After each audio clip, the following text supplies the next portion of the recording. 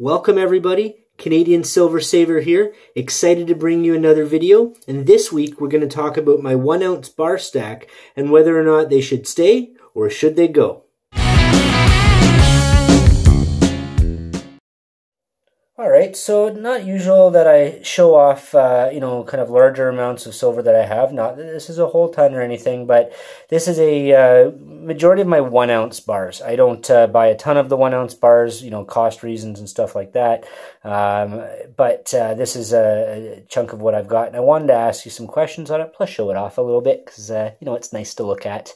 I'm in a different location, so I apologize if the camera wobbles a little bit and the lighting's not perfect, but I don't keep all my silver in one place, guys. There is a previous video. Check that out below. Should pop up any second now there. That's the video there on how to stay safe, at least some ideas on what you should do. And one of them is I don't keep all my silver in one place. It's just, something that I like to do, a bit of security for and peace of mind for myself. So what it is here is I've got, you guys can see, I've got these nice standard kind of Sunshine Mint generic everyday 1 ounce bars. They're nice, nothing wrong with those at all. Silver, and low premiums on that stuff, right? So that's fantastic. These JM bars that you can see over here, a little bit harder to get a hold of these days. These ones are pretty clean, actually. There's not a lot of toning on them. I see a lot of them with toning, which I do like. It just depends on your style. But they get a little bit harder to get a hold of, so the premium on these is a little bit higher. Something like these guys, the Stagecoach Silver, now it's got some toning across the middles there. I did check this out, by the way, guys, it's all good. But this one here is the same. On the other side, you can see it's actually snap bullion. So you're able to break the bullion up and break it into quarters, right? So it's kind of like fractional silver, but in a 1 ounce bar. So I thought those were pretty cool.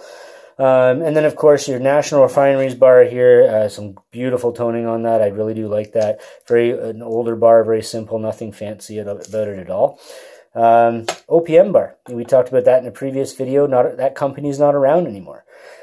These guys here, this is from the Silver Shield series.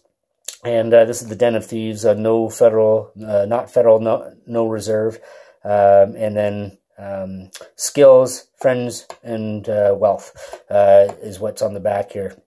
And the idea is that this just kind of mocks the systems right now, and I like their product because of that, to be honest. So, and then the poured bars, as we've kind of discovered, is something that I'm really loving. I mean, big shout out to John there at Beaver Bullion. This guy's fantastic. The interview's coming in a couple of days, guys, so stay tuned. And I'm really excited to do that and show off some of his product as well. But with the poured bars, everyone's unique, no matter what. So here's 2 of the Monarch bars, which I have some more coming, actually. 2 Monarch bars. And they're both a little bit different. So and I like that with the poured stuff. But sometimes you'll pay a bit of a premium because it's poured, because it's a little bit unique. People do like that for whatever reason. So, oops, sorry there, guys. And then this here is the monkey bars that I have. Now, I have a lot of these. My friend asked me, actually, is this the year of your birth, or why do you have so many monkey bars? And, basically it comes down to the fact that I was paying 4 or 5 cents a bar more than the Sunshine Mint bar. So to me, the collector in me, we've kind of talked about that a little bit, the collector in me needs to be fulfilled. I have to have that urge. That's the fun side of me. That's what keeps me young and excited and, having fun with what I'm doing, right? So my idea was, if I'm only paying that close to spot or premiums as I would for the Sunshine Mint bar, I picked up a few of these monkey bars. Now, the monkey bars, there's nothing super fancy about them, just a little bit different design. And same thing, though. I mean, you buy a lot of them, they're all the same. There's nothing different about these guys at all, except maybe quality of a certain bar or something like that, the picture on it, right? So, for me, it's nice to have, but it's not because I'm paying a lot of premium for this. It's really just because it fills that urge, and I'm able to get it for a low spot. So I have, just want to show off some of my 1 ounce bars here to you guys and get some opinions and see if you like it, because I don't do that very often. But I do have a question. I'm going to put it up in the little pop-up here. It should be coming up in a second there.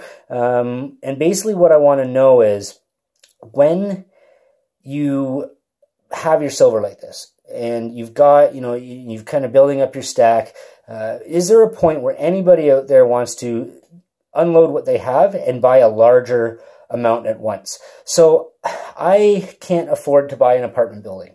I don't have that kind of money or the buying power to do anything like that. But if I could buy one apartment at a time, or at least maybe part of an apartment at a time.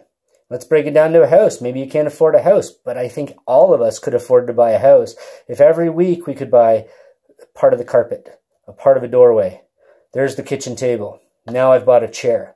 So that's what this was, guys. This was the common man's way, common person's way for everybody out there, to buy a house without having the money down at once. So to buy a lot of silver without having to drop a big amount of money that I didn't have at the time, but a currency that I didn't have at the time. So in the question, it's going to pop up here. Should I keep all of this and just save my nickels because there's no pennies to save anymore?